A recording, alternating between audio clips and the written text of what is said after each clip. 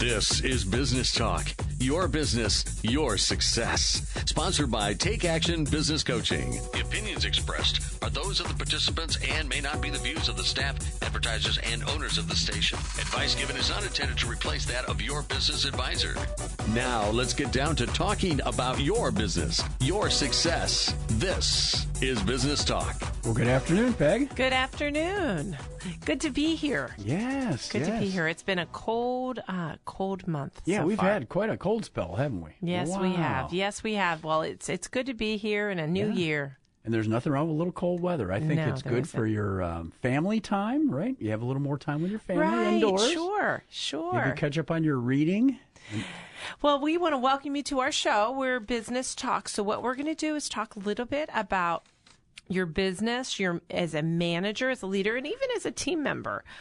Some of the things that you should expect out of businesses and out of life. And we promise you're going to walk away with some great ideas. Now, Pete. And if you're riding in a car, maybe you'll drive away. Drive away, yes. You could drive away. Oh, that was good. With some ideas. Yeah. Now, Pete, what is the topic of today? Well, the topic today is about customer service, and not necessarily the traditional way of looking at that, but how can you design better customer service? How can you purposely think of the whole customer experience and how we can make it better? Right, exactly. And we're going to give you some examples of some of our clients and what they've done. Sure. We're going to give you some strategies and ideas. We're going to talk a little bit about the WOW experience. Mm-hmm. And before that, though, we always do one. Good news. Yes, good news. Good news. Yes. Well, let's see. Good news is it's not as cold as it was a few weeks ago. It's a little bit warmer. And as most people know this, but the stock markets have been on a tear.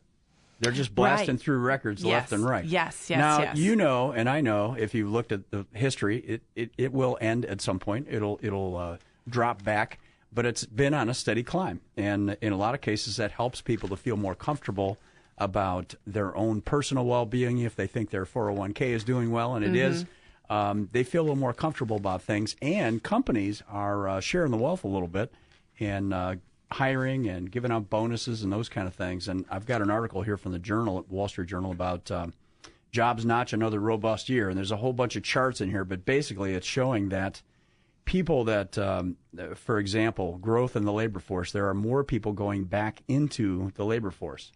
So the percentage of people, prime age people from 25 to 54, I'm no longer prime, and you still are.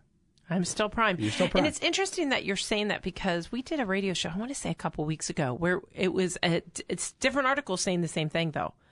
It was saying how there is more getting into the workforce. Yeah, people on the sidelines who have decided to retire early, or maybe take a part-time job or whatever, are jumping back into the labor force. And that's one of the reasons why we think, anyway, that wages aren't rising as fast as some other things are. That there's a lot of people that have been sitting on the sidelines for years, and they're getting back into the labor force. Right. And, of course, unemployment's been around 4%, which is relatively low. 5% used to be considered full employment, so it's been close to 4% for quite a while. And then some of the things that have grown quite a bit as change from the previous year: construction 3%, professional and business services 2.6%, leisure and hospitality and education both 1.9%, financial activities 1.6%, and manufacturing 1.6%. Which some of these, manufacturing in particular, construction, those are higher paying jobs. On average, they're going to pay higher than the typical wage in the country. So having those grow is really good. So it's good for the economy overall. Oh, I like it. I like it. The other piece of good news I've got here, just in the black community, the economy created 141,000 jobs. The unemployment rate for black Americans fell to its lowest rate ever at 6.8%. Wow. Ever. Wow. And what do they say why, Pete? The jobless rate has not been lower since 1972. It's always been, for blacks, has been substantially higher than for whites, and it tends to fall faster later in the economic cycle as growth picks up steam. The black jobless rate fell into the 7 to 8% range in 1999 to 2000 before we had a dot-com bubble. It burst and caused a big financial panic, so it went Look at back this up. good news. Look at it. But it went up to as high as 16.8% in 2010. Can you imagine? Almost 17%, and now it's 6.8%. Wow. And then the last article, and this is all related to wages and labor, is wage outlook is finally starting to get brighter. They say finally. Interesting. I would think that would be over. It's been happening. So it's been happening, but at a fairly slow pace. Oh, okay, gotcha. And it says in here, the slower pace may be more reflection of supply than demand. With the unemployment rate at 4.1%, you would think it'd be harder. However, there are people on the sidelines that are getting back into the workforce, and when they do that, it provides supply that you may not think is there. So the good news, average hourly wages in December were up by 2.5% from the year before, which is good. December 16 was a strong month, meaning last month needed to be even stronger to match that. So the previous year, December was really good. So this year was 2.5% better than December of 16, which is a good month. Wow, things are doing well. So anyway, things are doing well. And as we've said a few times on the show in the last year or so, that it's challenging for our businesses to find employees. They're out there. You just have to work at it really hard. And as we tell our clients, too, we should always be looking for great employees. We are looking for coaches always. We are generally adding one per year to our firm, but we're always looking. Well, it's interesting because I was in Dallas this past week with my brother, and both my brothers own their own company. And both of them are looking for people, especially my brother Chris. And we were talking about him needing a systematic way that isn't, I need someone, let me go and hire someone. Like, I'm going to be always hiring. Right. And what does that system look like? And how am I going to make sure that I continue to do that so that I'm never looking for people? I always have them in a file. Right. It should be a proactive thing that you're doing when you're looking for people. Well, and here's one real simple tip on that is when you do, and with our clients, we go through a hiring process where we generally have multiple candidates being interviewed on the same day at the same time. If you pick one person and fill your job, there might be a couple people that you thought, boy, they're really good, but I like this other person better. We should always keep good relationships with those folks and keep contact information and let people know that, hey, we're continuing to grow, and we may call you back at some point. Right. And as business coaches, and this is Peg and Pete with Business Talk, and we're talking about good news that we sort of evolved into finding good people because what we're seeing is that there's not that many people without jobs now. The economy is doing so well, and wages are starting to tick up, and the best people are in a lot of cases, they're happy at what they're doing. So you're going to have to work to get them, but they're out there. You just have to keep working at it. Perfect. So, well, great. Well, good news, Pete. Yeah. Good job, marketing director. All right. Research director. Something like research that. director. Paper reader. Yeah. Yes, your research director. So with that, Pete and I, looking through each topic, and just to give you some background of who we are, we have a coaching firm here in Columbus. Pete and I have been coaches for 12 years now. Right. Gosh, 13. 13 for you. Mm-hmm. And we have a firm. We also have Michelle and Don as our other two coaches. Don Hackett and Michelle Calcasola. They are with our firm as well. In fact, they are going to be the host on the radio show in a couple weeks, both of them. Right. Now, Michelle is a former client of ours. Yes. It is interesting, isn't it? Right. So one of the topics that we picked was customer service. Right. And I want to tell a story. When you're looking... It's story time, folks. Yes, it's story time. So have you ever really had poor customer service? And you raise your hand and everybody says Everybody yes. raises their hand, and right? I have the worst story. I'm going to leave the name out. And I don't... Just because it's so horrific, or maybe I won't. My question to you is... Start telling the story, and then I'll give you a hint. Yes, can anybody tell a bad story about you as a company, like what I'm about to tell you? So my parents... So our audience should be thinking about that? Yes, think about this. All right. Could Pete and Peg be on the radio talking about your company? Like, do you have a hole in your company where this could happen to you, where your systems aren't tight, where you don't have a feedback loop, that something could actually happen to you and you don't know it? Okay. And you're talked about on the radio as poor customer service or on social media. This sounds bad. So my dad and stepmother are remodeling their kitchen. And they went to a large box retailer here locally in Columbus to get their appliances. Okay. They got a great deal in December. Okay. Oh, no. It was they ordered it on Thanksgiving. Oh, so November. Yeah. It's in mid-January now. Now, this is multiple appliances. Yeah, it's the refrigerator, stove, and dishwasher. The whole package. Things. Because through the manufacturer didn't have the oven, they kept delaying that Now, keep in mind. When were they originally going to deliver them? December 10th. Oh, wow. So like 3 weeks later or 2 weeks later. No, now we're looking at 6 weeks later. I mean, originally it was 2 to 3 weeks. Right. It was within a couple weeks. Great. 6 weeks later, they still don't have their appliances based on the delivery guy comes. You know what? The delivery guy came and my stepmother said, I'm not going to be there. You need to call my sister, my daughter-in-law. She's waiting for your call. Right. They had the number there. They called her because she said, I will be on a plane. I actually thought they were delivered. They weren't. No, they still have you're not been delivered. surprising me, too. Oh, no. Oh, this when is we terrible. return, we're going to talk about that. And then Okay. the goal is how do you prevent that from happening? So we'll finish the rest of that story of how many times this has happened to them. All right.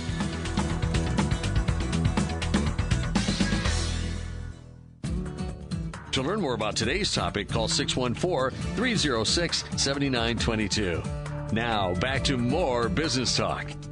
All right. We're talking today about customer service and how you can purposefully look at your company and design a great service process so that your customers are not just satisfied, but they're delighted. They're delighted. And we started out before the break with this awful story. So my dad and Susan, I call them Dad and Susan, they remodeled their kitchen.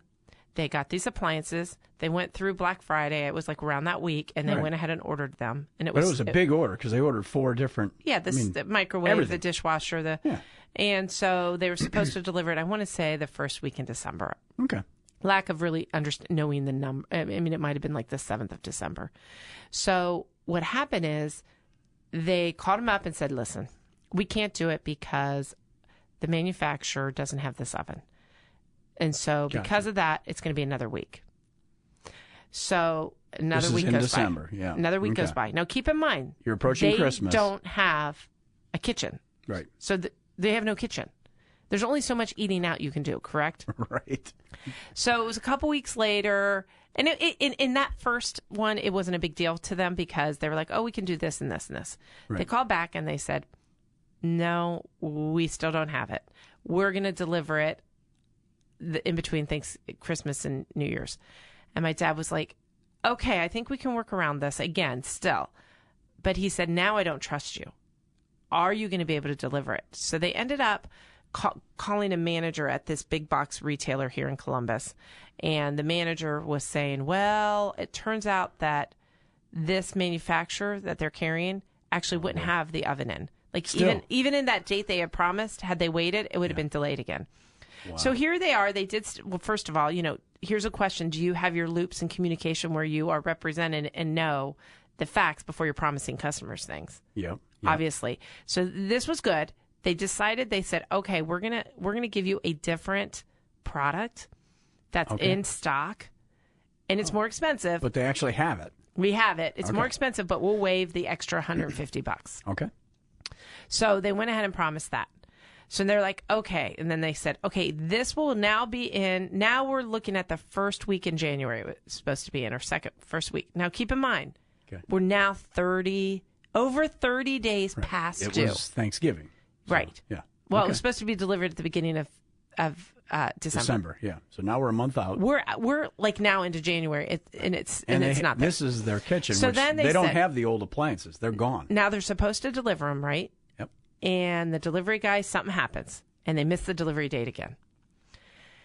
You mean they have the equipment, they just... Something happened where they couldn't deliver it again. And they said, well, what we'll do is we'll deliver it the following week. And she said, that's not okay because I'm out of town. Right. And they said, but could you get somebody there to let them in? I said, absolutely. So so she's like, okay, let me give you the phone number of my daughter-in-law. Right. She gives the phone number. She lives close. She can run over and open the door. Easy. Yeah. She's 5 minutes away. Piece of cake. She said, whatever you do, I'm not available. I will be on a plane at the moment you've told me. I will be on a plane. You can't reach me. Make sure this is done.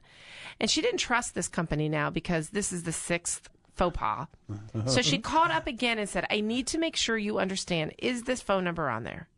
Because I don't trust you now. Right. And so this is a question to you. Do your customers trust you? Well, guess what happened? Sure enough, She's on the plane. The delivery drivers called her Called number. her instead of the other number. Yeah. She's on the plane. She gets off the plane. They're like, we're here. And she's like, oh, my God, I told you to call the other number. They're like, sorry, we've been here too long. We're leaving. They leave with her appliances, and she calls the dispatcher. She calls the dispatcher, who proceeds to yell at her and said, you needed to be there. And she goes, do you see a phone number? Yeah, there's a number there.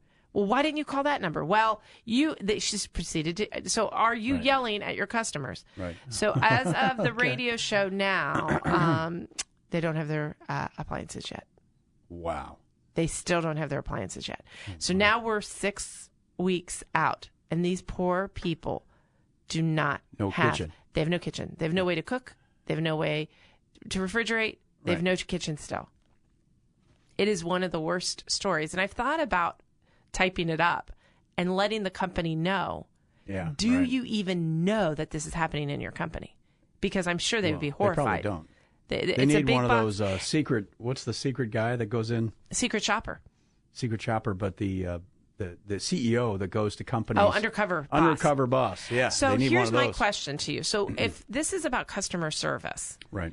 Is there a story that people could tell about you that is horrific, as I just told you, and they still don't have their appliances? So this is a big order, big ticket, and it's been promised over 5 times. 5 promises have been broken. 5.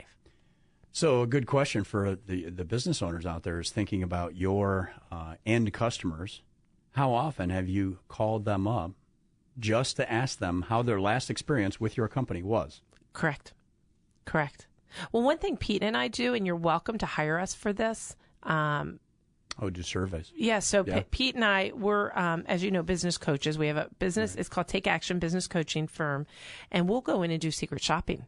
Right. So we'll go in and evaluate what experience we're having, and then we write up a diagnosis of this is everything we found. Here's the opportunities. Good and bad. Yes, good. Yeah. We always want to talk about the good. Good, right? Like in that story I told you where 5 or 6 promises were broken, and trust me, this is a story that will be told at least 50 times. At least. Right. Because when you have a bad customer experience, the compound effect of how many people, one person, and it didn't happen to me, it happened to my dad. So now and the thing is, people generally, if things just happen how they're supposed to happen, it's a non-event, and they don't talk about it much. When something like this happens, they tell everybody. So if you would like us to mystery shop, it would be good, because we can tell you some of the opportunities to do a wow customer service. So that was my most recent story. That will carry with me. I've never heard of such a thing. That's a beauty. Well, this is Peg and Pete with Business Talk, and Peg and I are business coaches here in Columbus, and we work with clients all over the country. And we have an article here that talks about a book, and it's called Woo, Wow, and Win: Service Design, Strategy, and the Art of Customer Delight. Now that's kind of a mouthful, but the authors are Thomas Stewart and Patricia O'Connell, and they talk about having an moment where something's really great at a business, and having an ow experience. And that was a pretty good ow experience. That was bad. Yeah, the big box really fell down on themselves there. And you know darn well there are employees in that whole range of people that touched that thing. There were people that did the right thing. Right. But somewhere the system broke down. They lost this critical piece of information. Well, the delivery people yelling. I heard it. I happened to hear the dispatcher yelling at my stepmother. Wow. Because she wasn't there. And then she goes, "Oh, here's the number." Like, that shouldn't be your customer service person, just saying. Right. So that was the owl. Okay. It's woo. Here's the book title again. It's Woo, Wow, and Win: and Service Design and Strategy and the Art of Customer Delight. So they're talking about the end result is having a systematic approach to designing a great experience with your customers so that they're delighted at the end. Right. And if you do that, you're a lot more likely to get repeat customers and to get customers from those customers' network. Mm-hmm. Right? Exactly. Because what we're going to get now from this company is negative press. Oh, I would make sure that nobody goes and buys appliances from this big box retailer after this experience, without a doubt. So let's go into talking about here. positive. They're talking about service design. So A few years ago, they started talking about service design is when we teach people how to imagine and think through and then design a customer experience. And I'm thinking about one of your clients who is a high-end remodeling company that they do think about. Well, I'm going to say who it is. What are the steps? It's Cleary Remodeling. Right. They do Cleary a wonderful job. is known for their customer service, without a doubt. And when I'm reading this, I'm thinking about that is there's a lot of emphasis on the user experience, but every step of the interaction between you and that company, and I know George's company does this, every step of that, the brand, that business needs to be designed in order to give you a satisfactory and a great customer experience. And they actually have outlined every single step and what are the things that need to be done correctly in order to have a great outcome. And it's painful, and you as a business owner listening, if you have a bad customer experience, and when I say that, I mean where you have fallen down, it makes you feel bad. There's no doubt. You mean as a business owner? As a business owner or a manager or a leader, you're like, that is not what we're trying to do. Right. And so how do you make sure it's the same thing every single time? And it's what Pete just said. It needs to be systematic. It needs to be communicated. Right. So we need to write it down. The analogy they use is that a lot of the manufacturing companies, automotive manufacturing, for example, they put a lot of time and energy and engineering dollars and millions of dollars into designing how the production process takes place, right? Right. You need to do the exact same thing with your customer service experience. Be methodical about it and think about, well, what's the first interaction they have with us? Is it online? Is it over the phone? Do they walk in? Depends on the type of business. And what is it that they're taken through each time that happens? And think about it purposefully. So looking at 2018, if you don't have a systematic way that is communicated, written down, that every employee knows, then get somebody on your team who might be more of an analytical person, so they're going to be more process-oriented. Yes. Then I'd also get somebody who's more customer service-oriented and partner them together. The interesting thing here, and they mention this in detail here, is that studies are showing that it's, and we've said this for a long time, is that it's not the difference in your product or the service, it's the experience. So, yes, we expect you to have a great product or a great service. You know, if you're a remodeler, you're really good at it, great at carpentry, great at painting, etc. But you also have this awesome experience that goes along with it, and that's how you grow rapidly. And that is the truth, because that's going to be the difference. That really is of whether people go to you back again and again and again. Right. And it doesn't matter whether it's a law firm or a service business or a manufacturing company. Or an engineering company. It's the same. Or a retailer. Most companies are not set up to design services very well. And really, it's an active production with the customer. And how do we identify the steps? And you said it right, is that if you have someone who is a logical thinker, analytical person, let's put it on the whiteboard and figure out what are the steps, and then who's interacting with them, and what are the outcomes that we want from each of those interactions. And get clarity on those things. So this would be a good exercise mapping your customer service. And if you do want Pete and I to come in and just do a project of this, we can just come in and help you with this. Let's get the team together and map what it should be. Of course.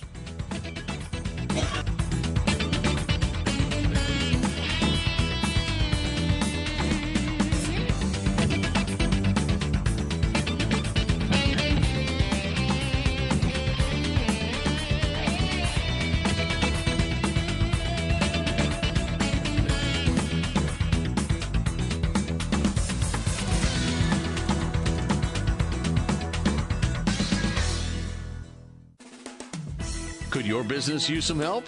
Call 614-306-7922 to schedule your coaching session.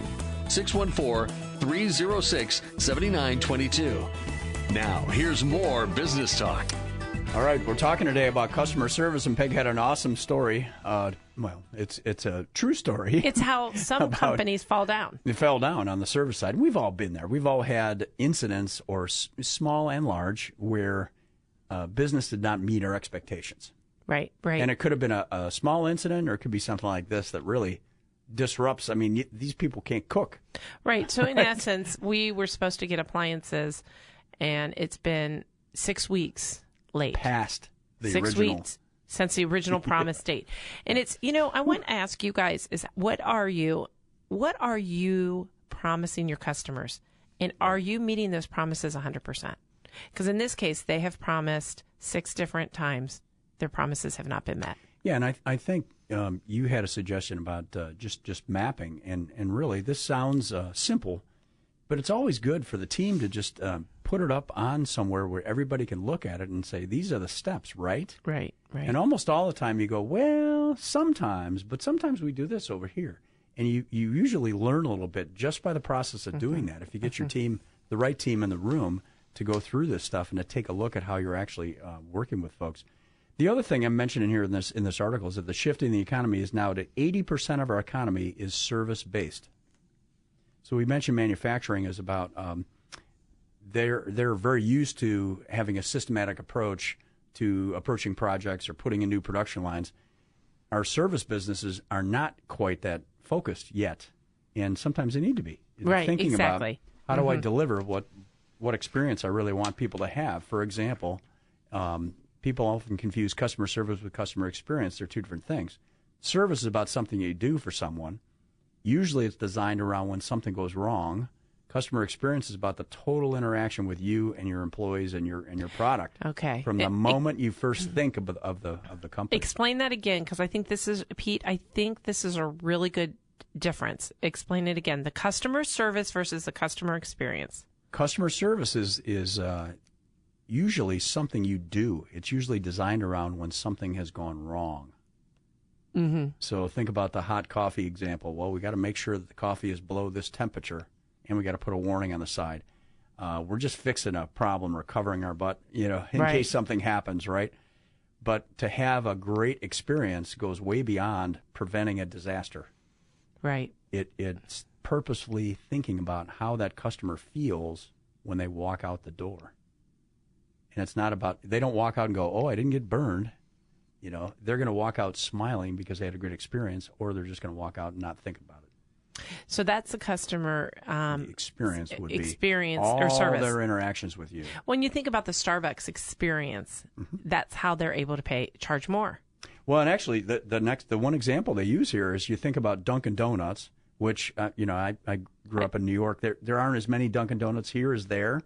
Like there's a lot more. Well, it's funny because I just had Dunkin' Donuts yesterday. Perfect, but there just aren't as many shops as there might be in New York. But Dunkin' Donuts versus Starbucks. Starbucks, the coffee is more. It's more of an experience versus Dunkin' Donuts. It's relatively cheap. The coffee's good, but the experience is go in, get your coffee, and split. Well, I'm going to tell you a Starbucks experience that happened to my brother Tim yesterday. Okay, it's absolutely hilarious. Yeah. So he's in a hotel. Now you're in Dallas. So I was in Dallas. Yeah. And he's in a hotel, and he wanted a cup of coffee, right? So I think he had his coffee mug from his room. So he goes down in the lobby. Yeah. And I don't think he realized it was a Starbucks. Okay. Like he walked into a Starbucks. Yeah. So he went in, he's like, yeah, I'll have a cup of coffee. And the guy puts coffee in his mug, and he says, that's $5. My brother goes, what? I just wanted a cup of black coffee. I thought it was a hotel. I thought it would be complimentary. Are you serious? And because he's not a Starbucks, kind of guy. He doesn't normally go there. No, well, I'm thinking, no. that's lower than some of the prices. No. And he was like, you got to be kidding me. And the guy, see, this is the difference. Uh-oh. Guess what he did? He pushed back. No, he said, no problem. You know what? Why don't you just go ahead and have that for free then? Oh, really? That's Yes. awesome. And that was at Starbucks. That was at Starbucks. So that's kind of what this is saying. That's is exactly that, it. And we're not beating on Dunkin' Donuts because their donuts are really good. Oh, I think their coffee is good as well. And they have good breakfast sandwiches, just saying. But the experience, the physical, the appearance of the place and how people interact with the customers is somewhat different. Well, and here's one of the things that Starbucks does, and I think it empowered this gentleman at that moment. I think Tim ended up paying for it. I forget if he paid or not, because his point wasn't to get the free coffee. He was just alarmed. And Starbucks just really, honestly, they responded well, obviously. You're right.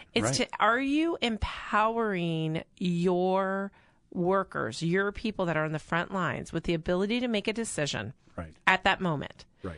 So in the Starbucks case, maybe you could empower them. I think they're empowered. I don't really know. I remember reading the Starbucks experience, maybe $15 or $20. They can make a decision without going to their manager. Well, and I'm thinking back to an experience that you had a few years ago with a certain restaurant that we won't mention the name of. If your brother had a poor experience instead of a good one, let's just think about the present value of the next 10 cups of coffee that he might buy. If they made $1 on each coffee cup or a coffee, and if he might buy 10 more in the next 2 years, they lose all that money too. It's not about the $5 coffee. It's about them coming back, right? And who are they going to tell if they have a bad experience? Right. It's your marketing. It's not good marketing. Your marketing if they have of a bad experience. Yes. So to back to the difference between customer service and the customer experience. The customer experience is your marketing. That is your marketing. Yes. And how they feel when they walk out of the place. It's a feeling. It's now a your feeling. brother, after it was given to him, he probably thought, "Wow, that's great." Yeah. Because originally it wasn't. It was obviously against the rules, right? It was. Well, yes, he just didn't realize, and he was like, "What's going on?" And then they said, "Well, this is Starbucks," and he didn't realize. Obviously, not the hotel. It's not coffee. the hotel's coffee. Right. This is Starbucks, and I forget he was at I forget what hotel he was at, but it was a good experience. So really, and we call them moments of truth. What are your moments of truth with your customer?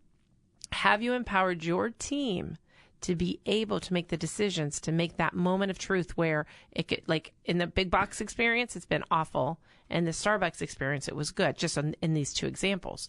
Right. What are you empowering your team to be able to do with your customer at that moment? No, this is good because he's talking here about they had a workshop that they're giving. Again, this book is Woo, Wow, and Win Service Design. Right. And they're talking to a whole big audience in Seattle, and they asked for a show of hands who's a Dunkin' Donuts person and who's a Starbucks person. And they got them split up into groups. And then they started talking about the experience that we're having in each place. So at Starbucks, the seating's a little more laid back, and at Dunkin' Donuts, it's stools, or maybe nothing at all. It could be a counter. And then some examples. At Starbucks, it may be better than average coffee, and some people will say, hey, whatever's closest. That's what they're there for, is just get the coffee and split. Right? Well, I got to tell you, while we've been talking on the radio, and I've told the story of my parents not getting their appliances. Yes. Now, I want to go back and do the timeline because I have an update. Because at the break, Thanksgiving you told me, is when we started. We started this on Thanksgiving. Right. They were supposed to be the first week of December. They called back and said, oh, my God. End of December. 2 weeks later. Okay. Promise number 1, the 1st of December was broken. Okay. Then they promised again, 2nd was broken. Then my parents, not trusting them because they'd broken 2 promises, went in and they changed the order from the one oven to the other. It was a Samsung product. Yep. Because it wasn't in line. Okay. We got that. Third promise of delivery was broken. Right. Then the 4th delivery, which was last week, was supposed to come, and they said, right. We're not going to be here. Call this person. They didn't do it. Right. Okay, that was the 4th promise, right? Right. I just texted her and said, were they supposed to be delivered today? Ready for this? Here this we go. Is okay, ready? You're on the air. They only brought the stove. No refrigerator, no dishwasher, no microwave. She says, that's right. The other 3 are not coming to our house until January, 20th. Oh, no. It's unbelievable. And she talked to the big box, and they said they did her a favor by getting them there this soon. The stove? Oh, Yeah. You mean in January? Yeah, because it wasn't A supposed to favor? be until February 28th. Unbelievable experience. So it goes on. So it continues to go on. over the next few weeks, we'll update you every week. 6th promise not met. You're hearing it live right here. I mean, my goodness, that's just a shame. And they don't seem, that's the problem, is they're not very sorry. So here's a question for you as managers, leaders, owners, is when you do have a customer fall down, what's your system to make it right? Oh, that's a great question. Yeah. If it's a good one, such as what happened with your brother at Starbucks, the results can be very good. Even though there was a little bit of a mix-up, I'm sure he's positive about the experience, and we're talking about it today, right? Right, so exactly. It's all good. This is unbelievable. So what happens when something goes wrong? The other thing to think about at the break here is that we use these 2 companies, Dunkin' Donuts and Starbucks. Both of these companies specifically design their interiors and they train their people to have the type of experience that they're focused on. Starbucks' colors are calming and the chairs are fluffy and you can sit there for hours on your computer. And Dunkin' Donuts is efficient and bright, and you move in, move out, get your stuff and go. Right. That's what they're focused on. Well, and that's they're okay. doing a good job on it's both their model. sides. Right. It's their model. Right. So we'll talk about models and But they customer service when we purposefully thought return. about the experience.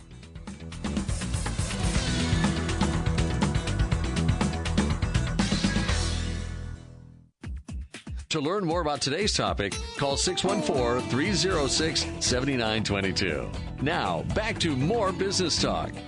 All right, we're talking today about service and making sure that you have a very focused and designed process to help your customers get what they really want and have the experience that they really want so they walk away thrilled. Right, exactly.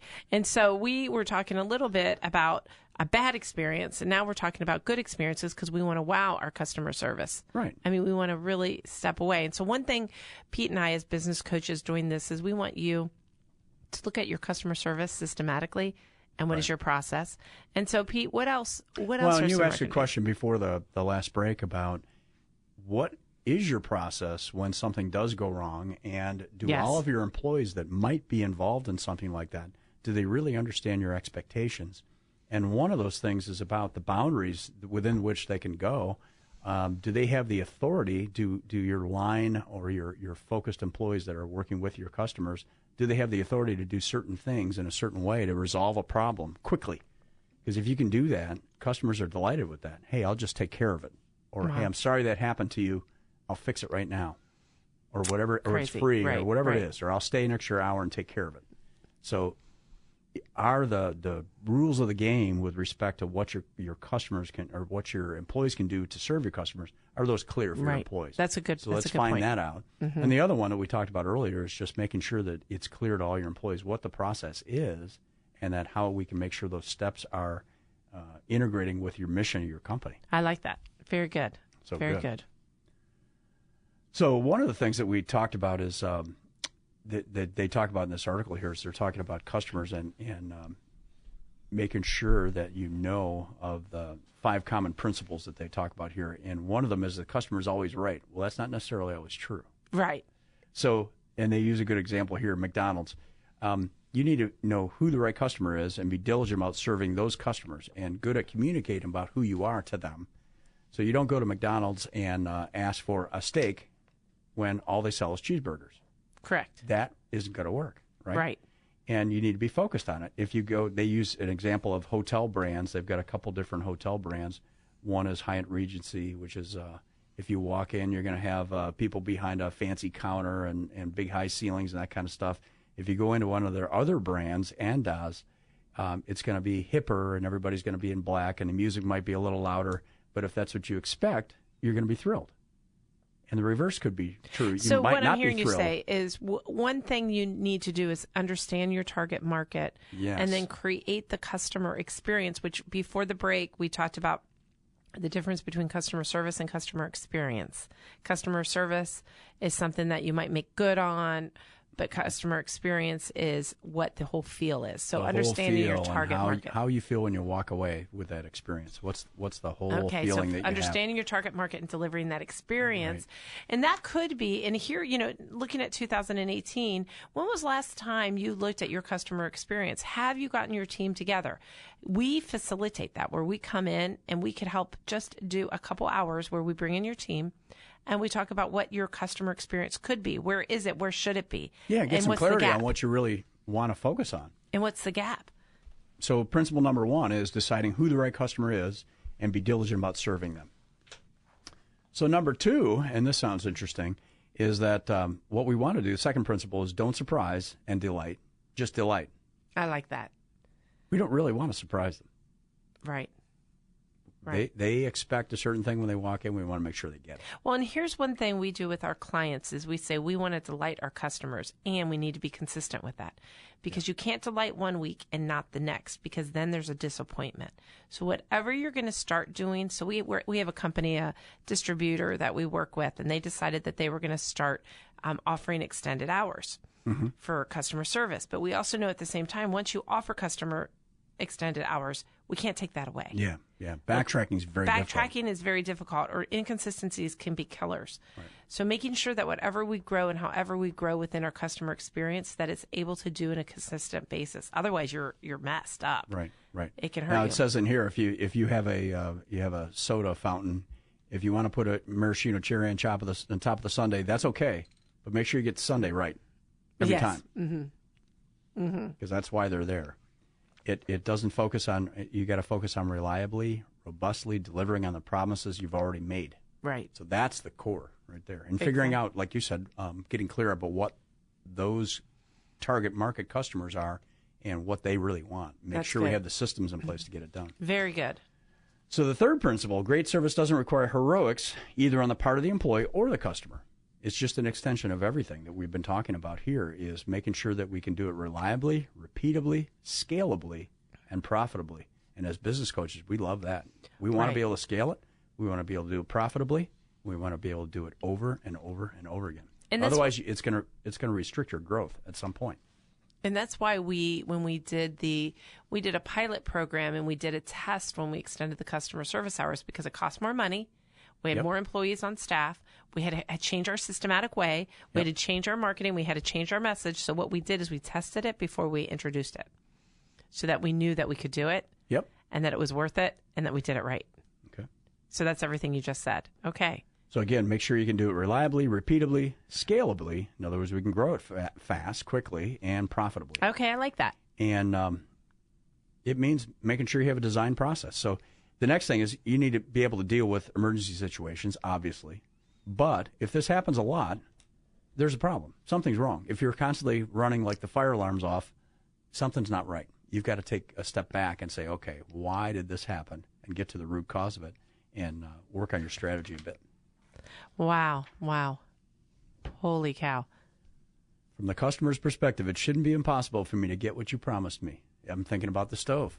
Holy cow. Okay, do you want to hear whole kitchen? Do you want to hear the story? Because I got something more. new? I've got There's more. an update. I've got more. So originally, it was supposed to be delivered. I got the date now. They were in stock in time. It was supposed to be delivered on December 11th. They're in stock.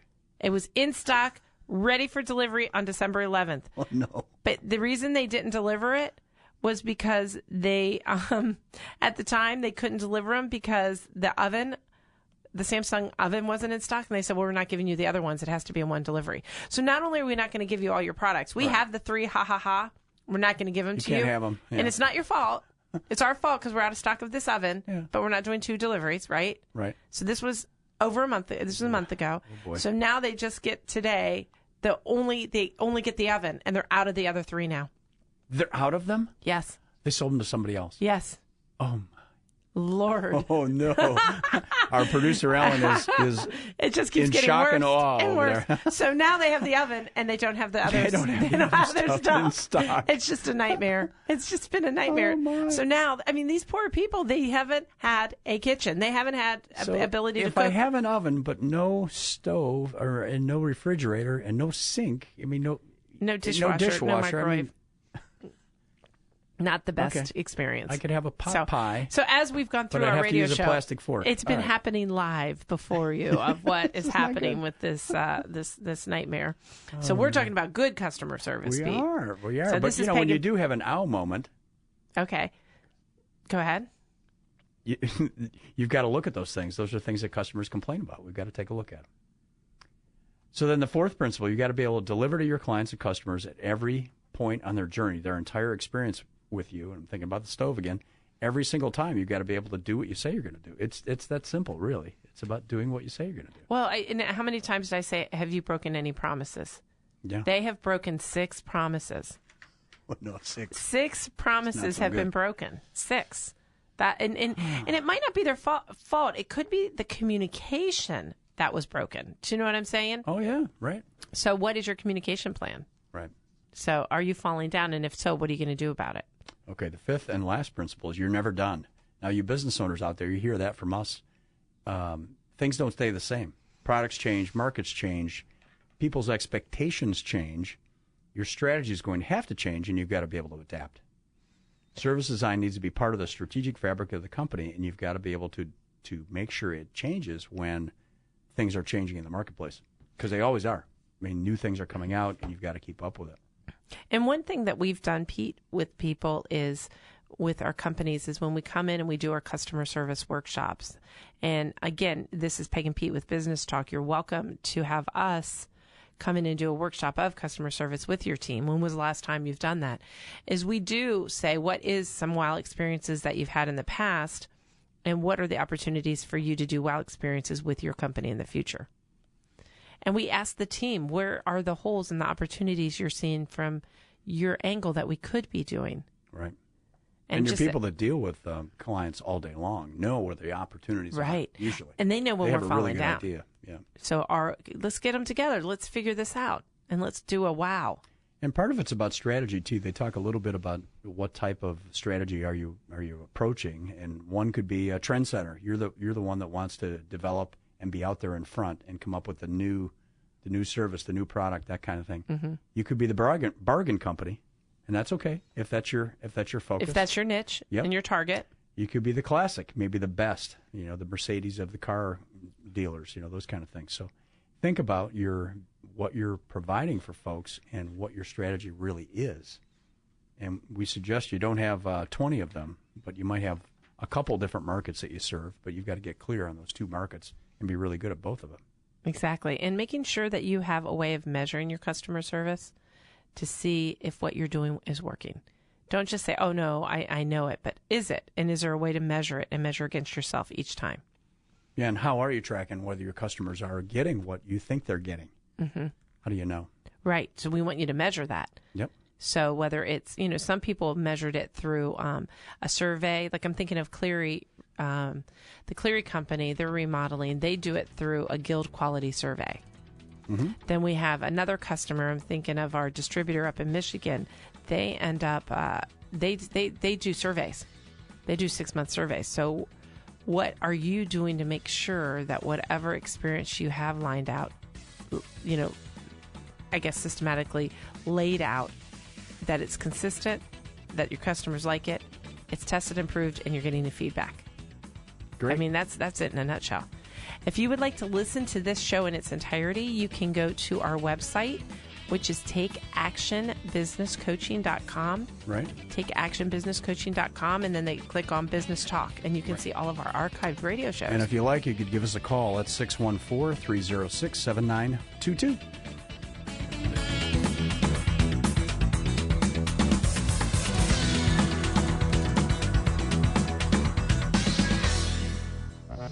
This has been Business Talk, your business, your success. Sponsored by Take Action Business Coaching. The opinions expressed were those of the participants and may not be the views of the staff, advertisers, and owners of the station. Advice given was not intended to replace that of your business advisor. For more information about the topics discussed today, call 614-306-7922. 614-306-7922. Tune in next week at this time for more Business Talk, your business, your success.